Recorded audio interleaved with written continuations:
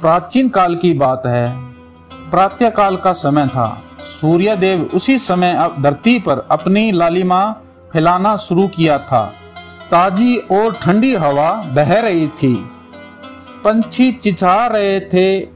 ऐसे में राजकुमार सिद्धार्थ राजमहल के बाहर बगिया में टहल रहे थे। तभी अचानक पक्षियों की चिचाट शोरगुल में बदल गई। वृक्षों पर बैठे पक्षी इधर उधर उड़ने लगे। सिद्धार्थ ने भी यह दृश्य देखा। इससे पहले कि वे कुछ समझ पाते, एक हंस उनके पैरों में आकर गिरा।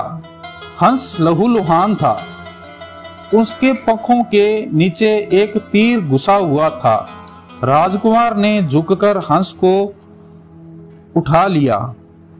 वे सोचने लगे कि दुनिया में कैसे कैसे निर्दयी लोग हैं। क्या निर्दोष पक्षियों को मारने में भी भला कभी आनंद मिल सकता है? उन्हें हंस के शरीर में चुभा हुआ तीर धीरे से खींचकर निकाला। अपने एक सेवक से पानी व मलहम मंगाकर उन्होंने उसके घाव को धोकर उस पर मलहम लगाया तथा पट्टी बांधी। हंस की पीड़ा कम हो गई। सिद्धार्थ हंस को सहलाने लगे। उनके हाथों का दुलार पाकर हंस गहरी नींद में सो गया। कुछ ही पल बाद देवदत्त भागता भागता बगिया में पहुंचा। उसने सिद्धार्थ की बाहों में घायल हंस को देखा।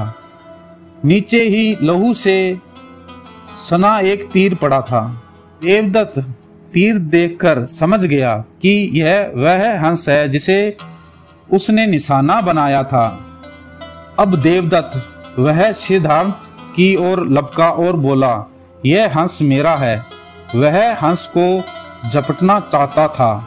सिद्धार्थ ने कहा, इस समय यह मेरा है। देवदत्त ने कहा, यह मेरा शिकार है। मैंने ही इसे तीर चलाया नीचे गिराया है। सिद्धार्थ ने उत्तर दिया, यह तो बड़ा गलत काम किया है आपने। क्या किसी को ऐसे गलत काम करने की चाहिए? मैं कुछ नहीं जानता। मैंने इस हंस पर निशाना लगाया है तो उस अधिकार से यह हंस मेरा है। देवदत्त ने क्रोध होते हुए कहा। राजा सिद्धार्थ प्रेमपूर्वक बोले, तुमने इसे मारा है लेकिन मैंने इसे बचाया है। इस अधिकार से यह हंस मेरा है। उन दोनों की आवाज सुनकर महाराज वहां पहुंचे।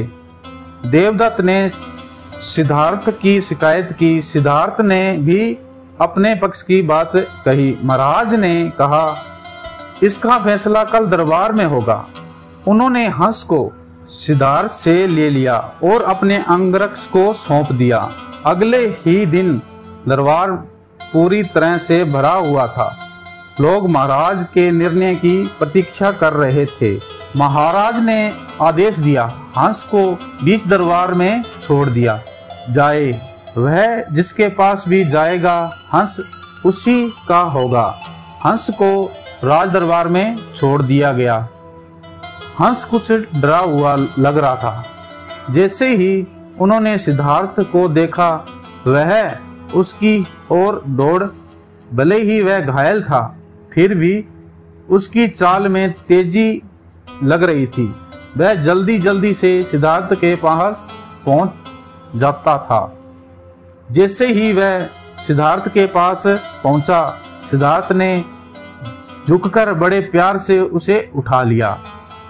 हंस सिद्धार्थ से ऐसे चिपक गया जैसे कोई छोटा बच्चा अपनी मां से चिपक जाता है। महाराज ने कहा, हंस ने सिद्धार्थ के पास जाकर यह सिद्ध कर दिया कि बचाने वाला मारने वाले से बड़ा होता है। दरबार में उपस्थित सब लोग राजकुमार सिद्धार्थ की जय जयकार करने लगे। बच्चों, यही सिद्धार्थ बड़े होकर महात्मा बुद्ध कहलाए। महात्मा बुद्ध ने पूरी दुनिया को अहिंसा, शांति और प्रेम का पाठ पढ़ाया।